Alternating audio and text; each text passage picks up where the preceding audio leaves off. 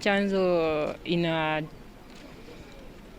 ni vizuri wameileta mapema, ndio maana tuko na friendly, tujiandae mapema.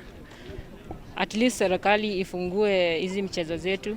Kama Harambee Starlets, chanjo ya leo inatupea fursa kubwa sana kwa wachezaji ambao tuliweza kuwachagua katika zile zone A na zone B za ligi zetu, ambayo ina include Women Premier League, Division 1 na Regional Leagues. Wajaribu to consider, juu mimi najua fitness is healthy.